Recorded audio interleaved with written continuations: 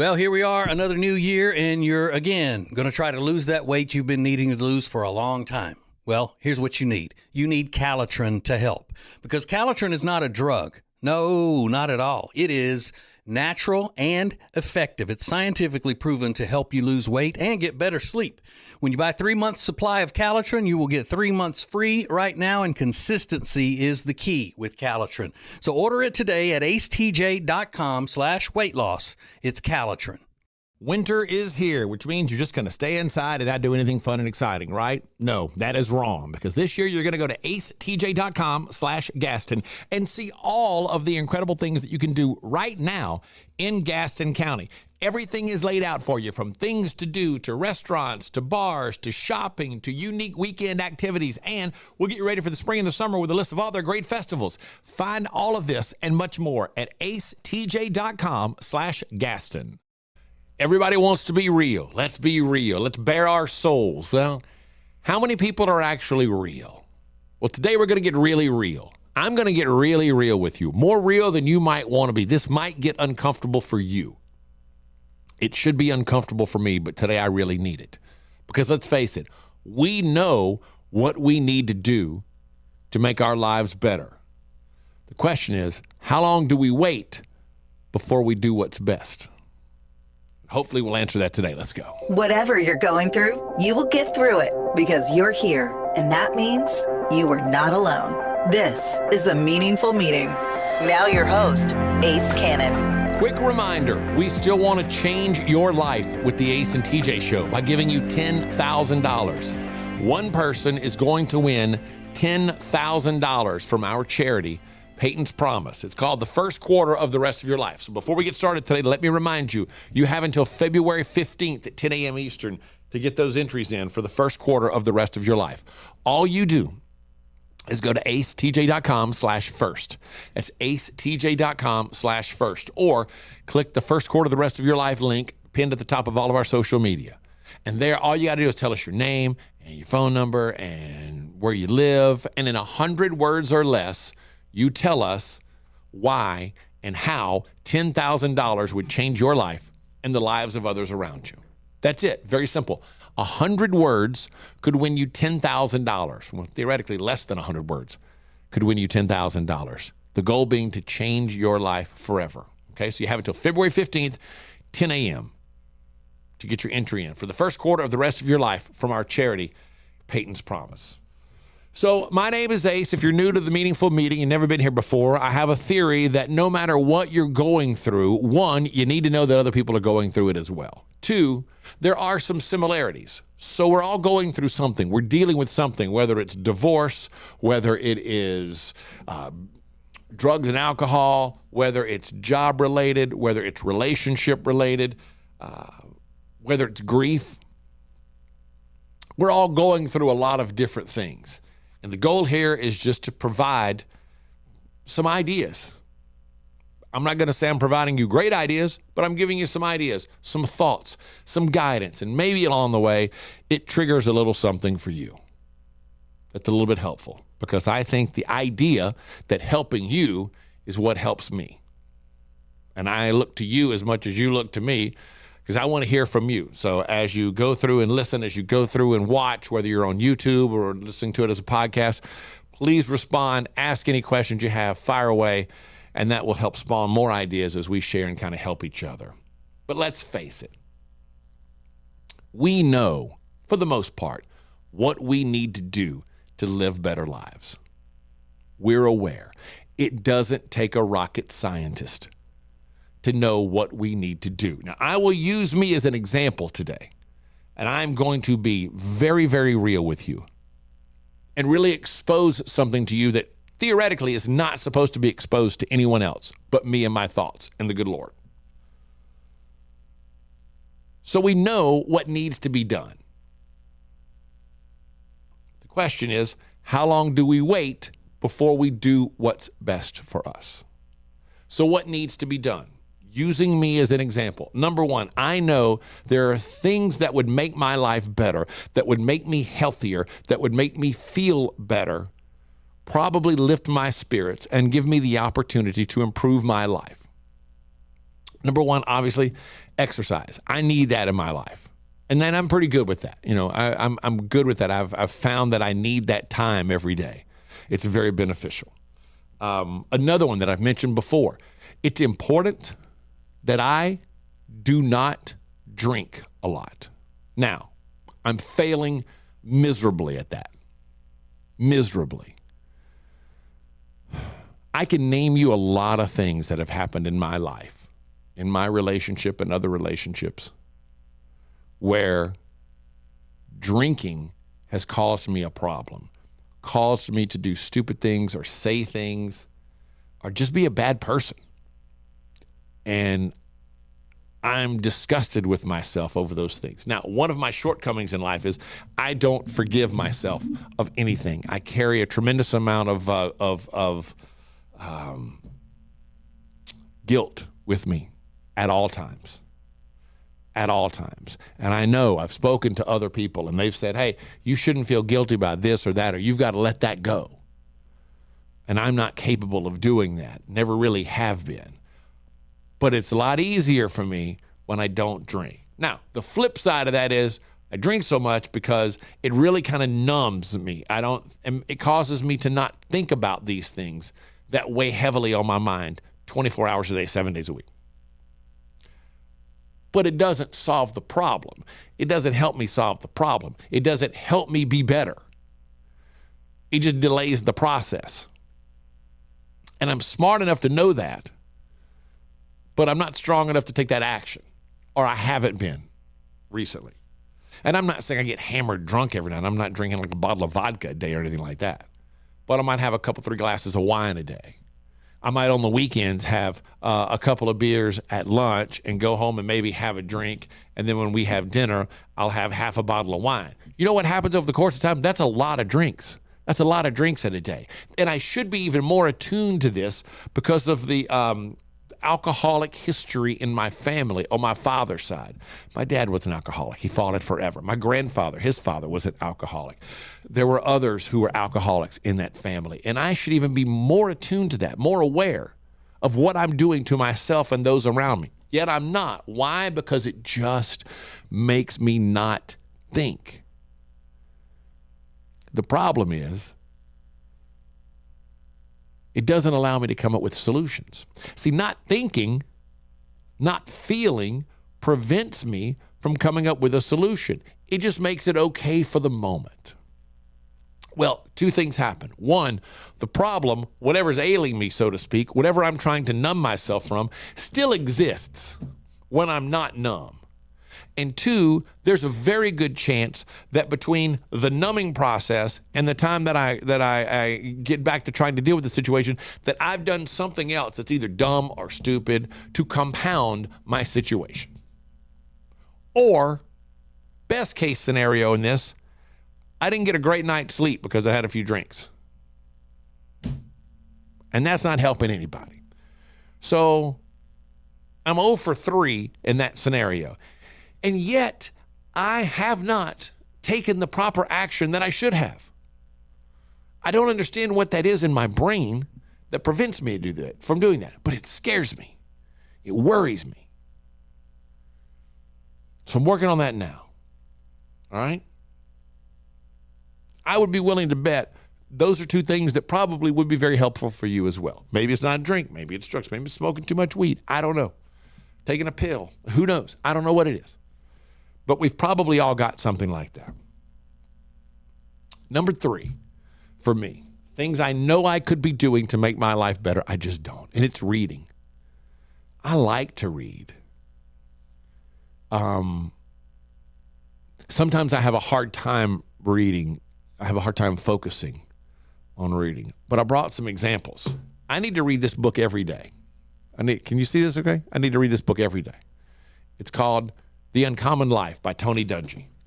This book takes about 10 minutes to read every day because it's a daily devotional and there's nothing to it. That's it. Like, that's all you have to read in a day right there, that 1 page. And it's not even a full page. It gives you a Bible verse at the top, Tony Dungy's take on it, which is very real world, very relatable, and then an uncommon key at the bottom. I feel better about myself when I do this every day. Now, I've probably started this book 10 times, and I think the most I've gone is like 3 weeks reading it every day. Then it falls by the wayside. So why am I not doing this? I don't have an answer for that. I don't know. Because I'm not being as good a person as I can possibly be. This is very helpful. Here's another one. Now, I've actually read this book. This is a book called Greatness. I'm going to tell you the story behind this book. This book was sent to me by a friend of mine. This book was sent to me by someone who I've known since I was in the 4th grade, I think. This book was sent to me by someone who believes in me more than I believe in myself. And he sent this to me, and he spent $100-something on this book to have it autographed.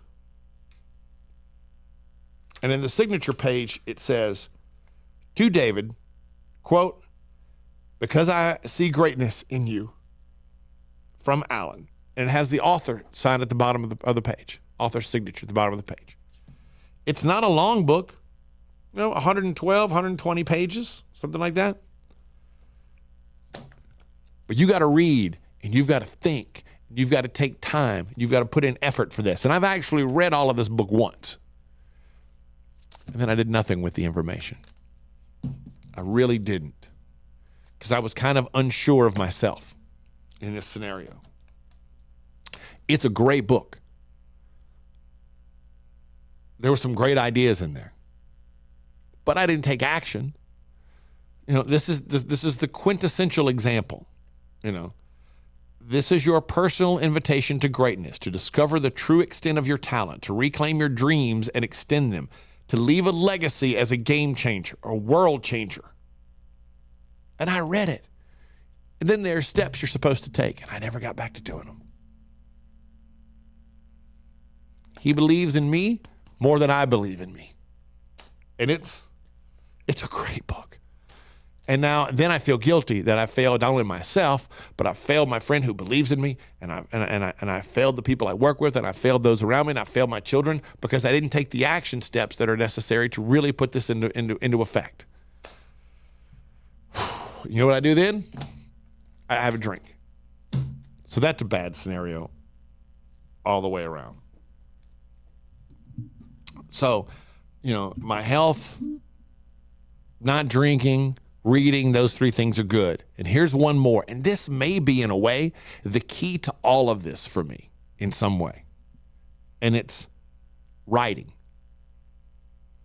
And I just read something about a week ago that said of the key things you can do to help soothe your mind before bed and sleep is writing down your thoughts, all of them.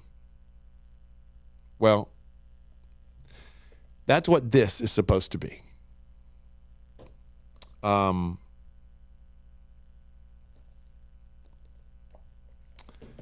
used to write in a book for my daughter.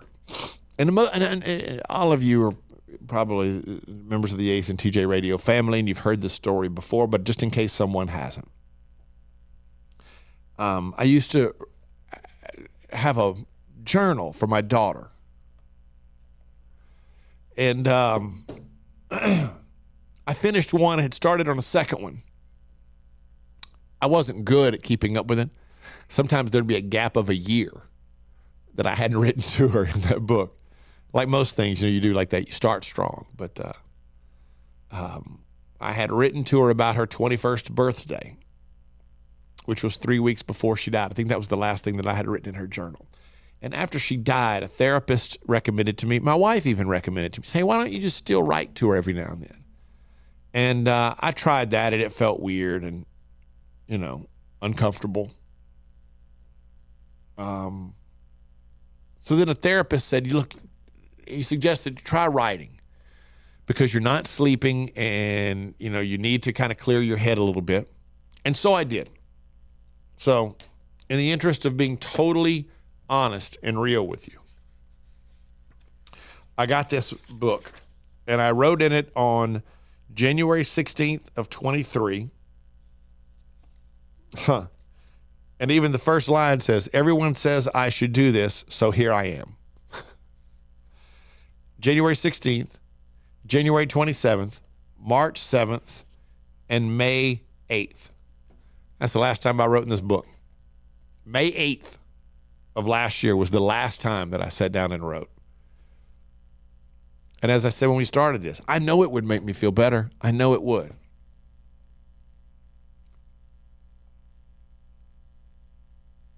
I'm debating on whether or not to read this to you. Screw it. I will. Maybe it's relatable to you. I started to write, but I read previous writings, and it's all the same. Lack of belief, anger, despair. I hate myself for being such a bitch, but I can't seem to shake it. I want to give Dax the best life, but I'm just angry at myself and scared. I feel like a loser today. It was at 5 o'clock in the afternoon. Now, that's not the way you're supposed to be doing this. You know, I'm supposed to be writing at night, right before I go to bed, to help clear my mind. Doing it this way really didn't help me very much. But I'm not doing it right. Now, I know that doing it right would be helpful, but why haven't I done it? Why haven't I already just stopped drinking? Why don't I start reading these books? Why don't I start writing? I'm going to be honest, I'm going to be real with you. It takes a lot of effort. It takes effort. Which begs the question, do I really want to feel better about it, about any of this stuff? Because to feel better, you got to put in the work. You got to make the effort. Otherwise, you end up just like me. It's just lip service. It's lip service. I should be reading these books every day. This is 1 page a day. It's 1 page, but it makes me feel so much better if I do it. 1 page, not even a full page. And I won't do that. I won't put in that effort, or at least I haven't until now. And maybe part of this today is me shaming myself and actually starting this process. But maybe in the same time, you're seeing something today and going, man, I know what I need to do, and I just haven't done it. Why not? Yeah, why not? Why not? I haven't. Because I'm lazy. I just feel overwhelmed. I just feel overwhelmed. And I know that this is going to take some effort. It's also going to take time. Why don't I read this and then do the follow-up steps at the end? Because what if I do it and it doesn't work and I fail? Then I'm really going to feel like a failure. But you know what? I feel like a failure anyway, and I haven't done it. So what if I did it and it actually worked? There's a novel concept, because it's damn sure not going to work if I'm not doing it. You know what I mean? It makes no sense. What you're doing by not doing the things you need to do makes no sense. What I'm doing especially makes no sense. So how long are we going to wait before we do what's best for us? Because if we don't do it, it's definitely not going to change. And if we do it, guess what? Just might.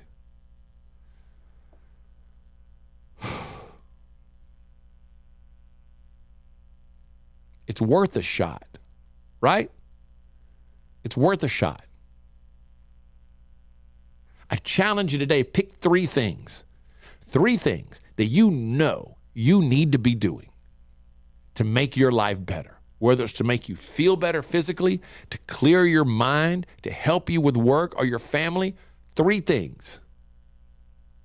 Be clear and concise about them. Write them down so that you can see them. And give yourself a little time. Do those things faithfully. Chart your progress. Write it down, whatever you've got to do. But know that you come back like in 30 days, 60 days, 90 days. Wow, I feel better. Wow, I walked 5 days a week for 2 months and I've lost 10 pounds. Bam. What do you need to do to be better at work, to be a better dad, to be a better wife, to be a better mom, to be a better neighbor, friend, father, son? What do you need to do? You know what those things are. What do you need to let go of in your life? I gave you the 4 things that I need to do right away, because doing those 4 things for me, number 1, would make me feel as if I'm at least working at it. Number 2, doing those 4 things would help me be more creative and more energetic towards my goals. I got a list that I keep every day of things that need to be done, personally and professionally. I'm going to be honest with you, I'm doing like the bare minimum on each one of those lists. Some of those things have been on that list for a month. Every day for a month. I hadn't done a damn one of them. It's like running in quicksand. You're not getting anywhere. You look like you're working, but you're not. Because your feet are just churning. So what do you say? How long do we wait before we do what's best? Maybe the wait's over. And maybe in 30 days, 60 days, 90 days, maybe you come back here a year from now and you realize, man, I started doing those things and my life is infinitely better. Maybe you're more successful. Maybe your relationship is more successful. Maybe you just feel better about yourself. Maybe it gives you an idea that makes your life better or your children's lives better. But there's no doubt just doing them continuously, religiously, so to speak, just doing them is going to improve the way you feel and your outlook on life. And that really may be all you need to become the person you want to be. How long do we wait before we do what's best for us? Because we know what's best for us. Hopefully not any longer. And once you see that change, once you change your life, a year from now, 2 years from now, 5 years from now, when your life is so much better, on that day, you will tell your story of how you overcome what you're going through right now. And it will become part of someone else's survival guide. And the day that you can tell them how you overcame what you overcame to be where you are and how much better your life is, and they begin to implement your plans, your ideas. They take maybe what we talk about today, and you do it and get better, and then they do it and get better, and they're an example to someone else. Man, there's nothing better than that. Because on that day, you've made lots of other people's lives better, hopefully for generations to come. And that's special. Now, whatever you're going through, you're not alone. You are a part of the Meaningful Meeting, presented by the Radio Network. Copyright ATJ, Inc. 2022. When it comes to your money and things like a cash out refi, you hear a lot of stuff these days. Information is flying around, but here's the bottom line. You want someone you can trust. Well, here is someone that we trust. Richard Tucato and the Richard Tucato Companies. We worked with Richard for years, and you know all the ins and outs, and more importantly, you give everybody options. That's right. We have a lot of options. You know, this one lady, we just refinanced her house, paid off all of her credit card debts. She even paid her car off. She's saving $1,000 a month. So that really changes her life and her, you know, her financial well-being. Yeah. And she didn't have to make a house payment until 2024. So, I mean, there's not a better time to do it is when you need the extra money every month. They call it cash out, is what we call it in the business. Cash out. Cash out. That's right. Cash out. So it's one free 5-minute phone call right now, 704-800-4719, 704-800-4719, or go to homewithrichard.com. Do it today. You'll be so glad you did. The Richard Tucato Companies. It's a new year, which means new you. No, not if you've got nagging pain. That means we want old you before you had that pain. And it's possible without surgery, without medication, without downtime. Thanks to Neogenics, Charlotte's most trusted stem cell clinic. I am a Neogenics client. I am a Neogenics lover because they fixed my left wrist. And you can get a free consultation right now. Call 704-727-6551 or online at acetj.com/neogenics, Neogenics.